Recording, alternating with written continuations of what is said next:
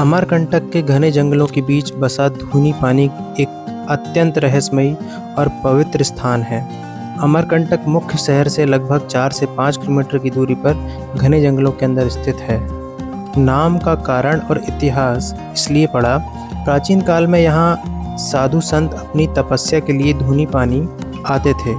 जैसे ही हम धूनी पानी के स्थान के पास पहुँचे, वहाँ हमको एक महाराज जी मिले जो अंदर बैठ के भजन कर रहे थे। हमने उनसे जानना चाहा कि आप इस जगह के बारे में, इसके इतिहास के बारे में डिटेल में बता पाएंगे। तो वो हमने एक पूरा वीडियो शूट किया है, तो वो आइए आपको दिखाते हैं। इस स्थान की जानकारी चाहिए थी। भृगु ऋषि जी का तपोभूमि है जी, जहाँ ये 1.5 लाख साल पुराना धूना है। ये वाला जी, जहाँ भृगु ऋषि जी तप करते थे। अभी बरसात के समय में ऊपर चले जाते थे कमंडल में जी, वहाँ रहते थे, तब उनको यहाँ तकलीफ होते थे जी। वो भृगु कमंडल यहाँ से कितना दूर होगा? आधा किलोमीटर। अच्छा। ये भृगु ऋषि जी यहाँ बैठ के साधना करते थे। सभी देवी देवता को आवाहन करके यहाँ बुलाते थे जी।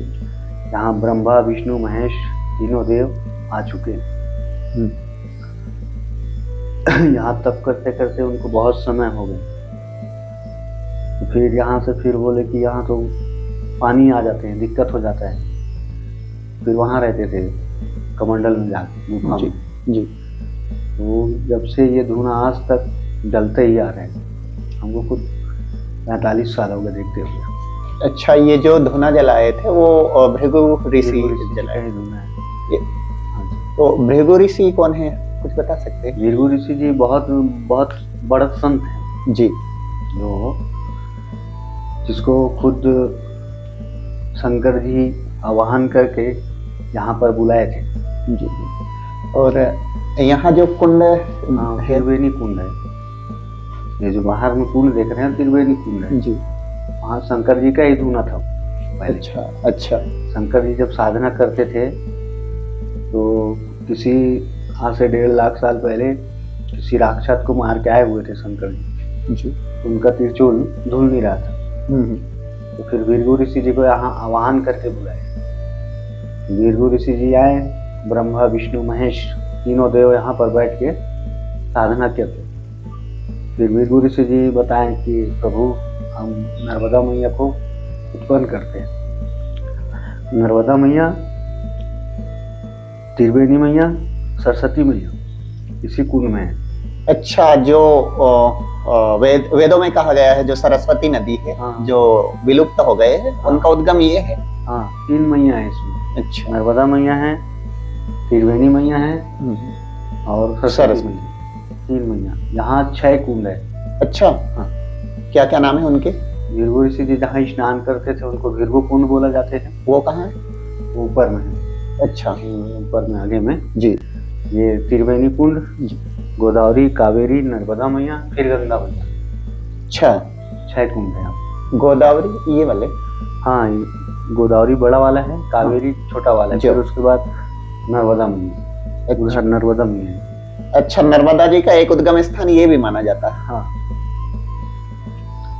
तो फिर शंकर जी को बोले कि प्रभु इसमें डाल के देखिए त्रिशूल आपका इसी कुंड में, धुल जाए तो अच्छा है, अगर नहीं धुले तो फिर यहाँ से फिर बोले प्रभु रुद्र गंगा चले जाइए, वहाँ धुल जाएगा। फिर वहाँ से ब्रह्मा विष्णु महेश कहाँ गए कोई नहीं जानते।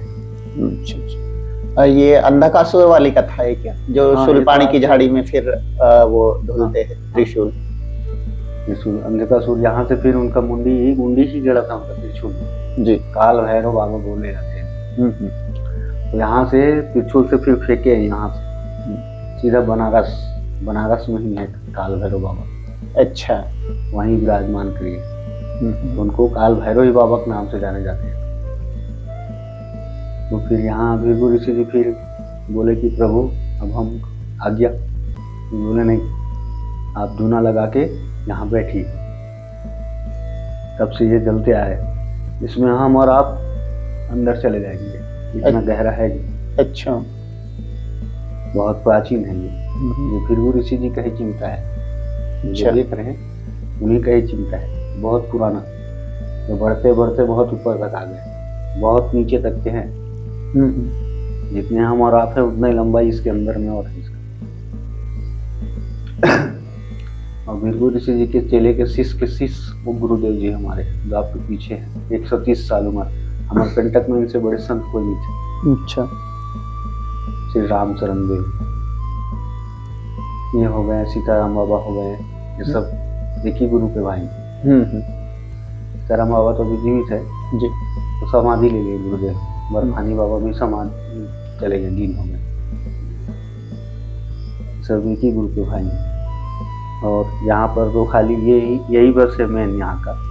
शंकर जी तो बाद में है, मेन यही है। इसीलिए यहाँ तपोस्थली कहा गया है। यहाँ साधना करने के लिए बहुत आते हैं।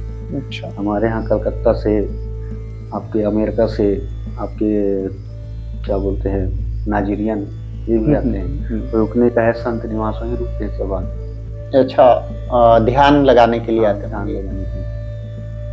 अभी चालू हो जाता है सावन, अभी बहुत आएंगे। कल फिर आने वाले हैं साधना करने। तपोस्थल यहाँ जो साधना करते हैं उनका मनोकामना पूरा होता है। और वहाँ बाबा का कमंडल ऊपर में है, भृगु ऋषि जी का कमंडल ऊपर में। यहाँ भृगु ऋषि जी 8 महीना यहाँ रहते थे। अभी 4 महीना बरसात में वहीं चले जाते थे यहाँ से। तभी खुला था ये पूरा, तो भी धुआं जलता था, मुझते नहीं थे कभी। अच्छा। पता नहीं ऑटोमेटिक कहाँ से लकड़ी आ जाते थे, वो रहते थे। न उनको काटना पड़ता था, न कुछ करना पड़ता था। ये लोग हमको काट के लिए आना पड़ता है। जय महादेव, हर हर महादेव, नरबंदे। भृगु कमंडल धूनी पानी के आसपास या उसी जंगल के क्षेत्र में आगे बढ़ते हुए भृगु कमंडल स्थान आता है। भृगु कमंडल जाते हुए रास्ते पर एक बहुत ही प्यारा झरने का स्रोत दिखा, जो आगे चल के बहुत बड़ा झरने का रूप लेता है। यहाँ ट्रैकिंग करने के लिए एक बहुत ही अच्छी जगह है, और बरसात के टाइम पे, मानसून के टाइम पे यहाँ बहुत संभल कर चलना पड़ता है। मैं अपने दोस्तों के साथ चलता रहा। यह स्थान महर्षि भृगु की तपस्या से जुड़ा हुआ है।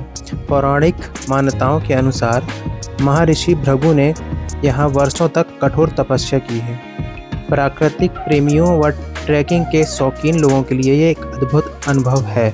कमंडल रूपी जल स्रोत यहाँ एक प्राकृतिक चट्टान गुफा है जहाँ कमंडल के आकार का एक जल स्रोत बना हुआ है। लोक मान्यता है कि महर्षि भृगु अपने कमंडल में जल भरकर रखते थे, जो आज भी एक अखंड जल स्रोत के रूप में यहाँ मौजूद है। भृगु ऋषि जी का तपोभूमि है यहाँ। भृगु ऋषि जी ने तप किया हुआ था यहाँ।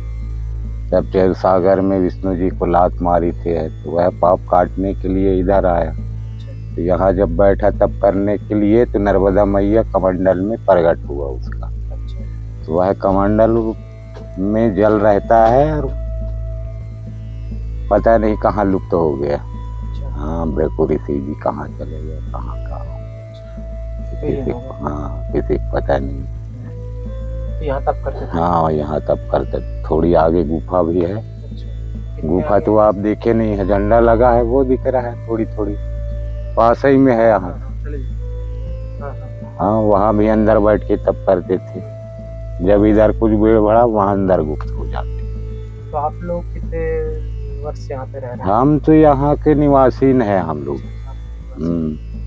यहीं के पूजन अर्चना? हाँ, और बाबा जी लोग भी हैं, तो बाबा अभी बाहर गए हुए हैं। कौन से बाबा जी? ये यहाँ वासुदेव बाबा।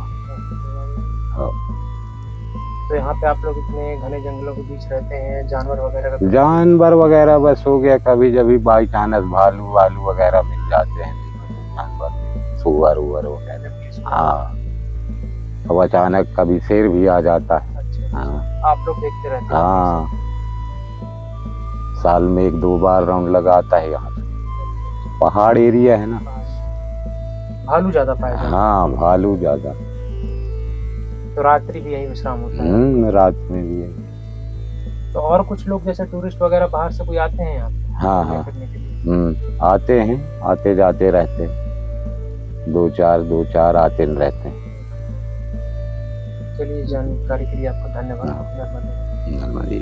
तो आज की हमारी ये यात्रा यहीं पर खत्म होती है। तो फिर से मिलते हैं आपसे एक नए व्लॉग पर, नई जगह के साथ। नर्मदे हर दोस्तों, पेज को सब्सक्राइब करना, लाइक करना, शेयर करना मत भूलिएगा। आप हमको बहुत सारा सपोर्ट करिए, हम आपके लिए नई-नई जगह लेके आते रहेंगे। नर्मदे हर।